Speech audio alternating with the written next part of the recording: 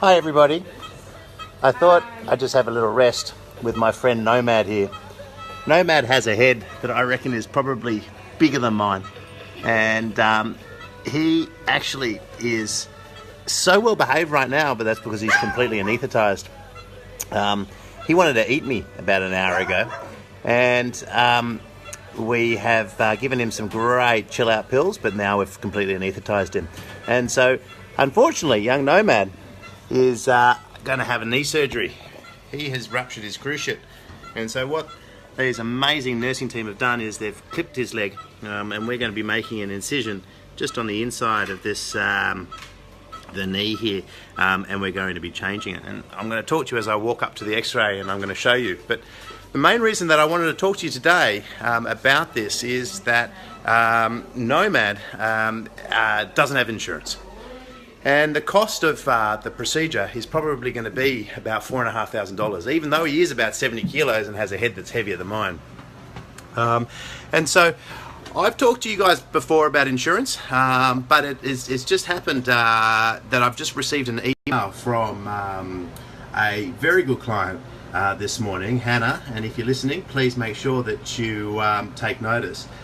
First of all, this is the x-rays, and maybe I'll post on afterwards what we're going to do, the post-op x-rays, but he's got a joint effusion here.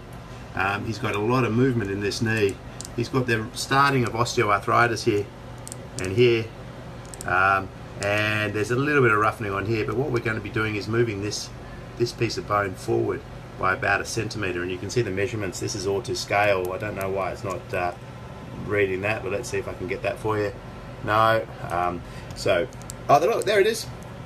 We're going to move it about 1 centimetre forward, the tibial crest, and we're going to put an implant in here, okay, with some titanium, and then that's going to basically turn this knee into, instead of walking like a dog, which is equivalent to us wearing ski boots, what we're actually going to do is this dog is going to start to walk upright, and the weight is not going to put pressure on this and make the tibia slide forward, which we call tibial thrust. The forces are going to go straight through the leg, which enables the dog to walk without any pain. But that's just the start of the story, because really, with Nomad, this procedure that I'm about to go in is going to be about two hours or so of surgery, and we're going to get in there soon. But the story that I really want to say to you is insurance. Insurance works. Pet insurance works, and it's worthwhile, especially if you have one pet. You're paying the external company about $60 a month, and depending on who you go with, there's lots of options. But coming back to Hannah and Pikachu, if you swap insurance companies once something has happened. What I mean by that is, if you start off with, let's say, Woolworths, and then see a deal to go to RSPCA or Bow Wow or Pet Plan, everything that has happened previously becomes a pre-existing condition. So you can't swap, because then they exclude everything. And yes, it's a bit of a rort, but it is obviously insurance companies, the way they make money is by not paying out bills. So what I really want you guys to do is think wisely about your insurance. And if you are thinking of swapping because they jump back or they whack up premiums, then please talk to us first. One of my nurses, Ellie, is very good at it, or email me directly and I'll get back to you, because it is super important that we make that right decision in the first place.